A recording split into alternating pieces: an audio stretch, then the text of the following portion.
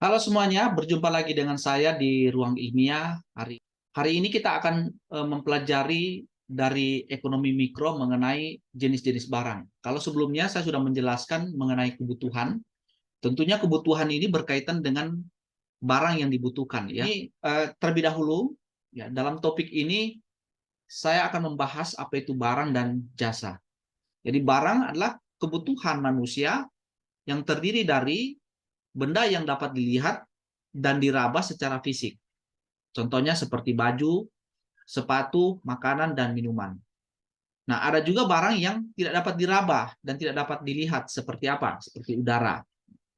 Sedangkan jasa ini bukanlah berbentuk benda, ya, sebab jasa ini merupakan layanan seseorang atau suatu barang yang akan memenuhi kebutuhan masyarakat. Jadi beberapa jenis jasa yang dibutuhkan masyarakat seperti kegiatan tukang pangkas, nah jasa pelayanan di restoran, kemudian ada kegiatan pengangkutan orang ataupun misalnya siaran radio, televisi yang memberikan hiburan. Ada jenis-jenis barang ya, barang yang dapat digolongkan berdasarkan beberapa jenis, ada barang ekonomi dan barang cuma-cuma. Barang ekonomi ini merupakan barang yang memerlukan usaha untuk memperolehnya. Contohnya beras, makanan lain, ya, barang-barang produksi industri dan seterusnya. Itu adalah barang ekonomi. Sedangkan barang cuma-cuma, ya, contohnya seperti udara, oksigen, sinar matahari, air hujan, ini merupakan barang yang tentunya dapat dinikmati tanpa melakukan kegiatan memproduksi. Barang cuma-cuma ini sebenarnya ini menjadi suatu barang ekonomi ketika barang tersebut langka. Contohnya oksigen yang saat ini kita rasakan ini cuma-cuma, tetapi kalau untuk orang yang sakit di rumah sakit, maka oksigen itu harus dibayar. Pada waktu COVID, ya, banyak orang atau masyarakat yang terkena COVID itu membutuhkan banyak oksigen, bahkan harga oksigen itu menjadi mahal. Nah, udara atau oksigen itu akan menjadi mahal ketika barang tersebut menjadi langka atau susah didapat. Kemudian barang ekonomi juga dapat dibedakan barang konsumsi dan barang modal. Jadi barang ekonomi misalnya makanan, pakaian, sepeda motor, sedangkan barang modal misalnya ada mesin, ada peralatan, ya peralatan bengkel, bangunan perkantoran dan seterusnya. Itu barang modal. Nah, barang ekonomi ini juga dapat dibedakan antara barang akhir dan barang jadi. Ya, jadi barang ekonomi dapat dibedakan antara barang akhir dan barang jadi. Apa itu barang akhir? Jadi barang akhir ini seperti roti, ya, kursi yang melalui proses produksi dari barang bahan mentah menjadi produk setengah jadi, menjadi produk jadi. Nah, itu kemudian menjadi produk akhir. Nah, itu dinamakan dengan barang akhir seperti roti, kursi, dan mobil. Jadi misalnya roti itu tidak melalui proses lanjutan lagi, itu sudah menjadi suatu produk akhir, ya, menjadi produk apa proses akhir yang dimana sudah bisa dikonsumsi oleh masyarakat. Nah, contohnya mobil bisa digunakan atau dibutuhkan oleh masyarakat karena merupakan barang akhir, jadi tidak melalui proses lanjutan.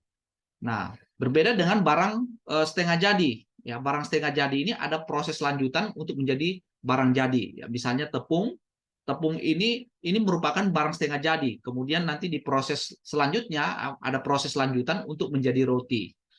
Kemudian ada karet, ya karet bisa menjadi ban, ya ban ini adalah barang akhir. Nah, sedangkan karet adalah barang setengah jadi, di mana karet ini masih dilakukan proses lanjutan bisa jadi ban untuk kebutuhan kursi, untuk sepatu yang terbuat dari karet. Kemudian ada ban pinggang yang terbuat dari karet, ada mainan dan seterusnya. Kemudian ada minyak kelapa sawit. Jadi barang ekonomi itu saya tegaskan kembali bahwa barang ekonomi itu dibedakan menjadi dua, yaitu barang akhir dan barang setengah jadi. Jadi barang akhir ini seperti roti, kursi, dan mobil. Jadi barang akhir ini merupakan barang yang sudah siap dikonsumsi, ya. Artinya tidak ada proses lanjutan karena sudah berakhir. Nah, roti ini langsung dikonsumsi oleh masyarakat, ya. Kemudian mobil juga yang dibutuhkan bisa langsung digunakan oleh masyarakat dan barang tersebut tidak melalui proses lanjutan kembali. Sedangkan barang setengah jadi ini ada proses lanjutannya. Di dalam teori ekonomi terdapat dua cara penggolongan yang lain ya, selain tadi barang akhir dan barang setengah jadi. Yang pertama adalah berdasarkan kepentingan barang tersebut dalam kehidupan manusia. Yang kedua berdasarkan cara penggunaan barang tersebut oleh masyarakat. Nah, bagaimana berdasarkan kepentingan barang tersebut dalam kehidupan manusia? Jadi berdasarkan kepentingannya barang tersebut, maka barang itu terdiri dari barang inferior. Ya, barang inferior ini seperti apa? Contohnya ikan asin, ya, ubi kayu. Nah, barang esensial contohnya beras, gula, kopi, dan seterusnya. Kemudian selain barang inferior, barang esensial juga ada barang normal.